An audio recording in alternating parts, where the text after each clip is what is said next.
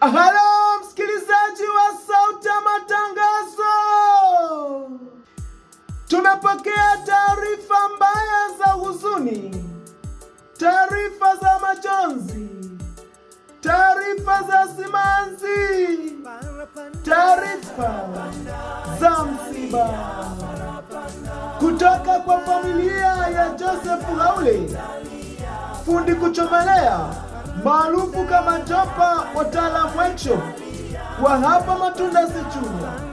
Wanasikitika kutangaza kifo cha mpendwa wao fundi kuchomelea Raymond Joseph Yanga mwenye umri wa miaka 27, kilichotokea tarehe 25 mwezi wa 7 mwaka 2026 majira ya saa 9 usiku baada ya kuchomwa kisu tarehe 24 mwezi wa 7 mwaka 2026 majira ya saa 4 usiku.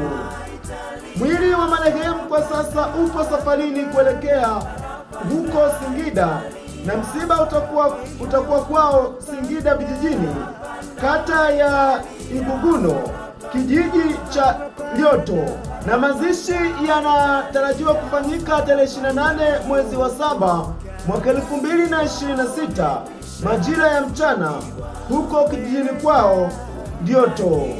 Habari ziwafikie ndugu, jamaa na marafiki popote walipo. Taarifa hii imetolewa na Joseph Haule maarufu kwa jina la Jopa Wataalamu Workshop. Aidha, Sauti ya Matangazo tumepokea kwa mshtuko na simanzi taarifa za kifo cha Raymond Joseph Yanga fundi kuchomelea, na kwa masikitiko makubwa tunatoa pole kwa familia. Pia tunaungana nao katika kipindi hiki kigumu cha maombolezo.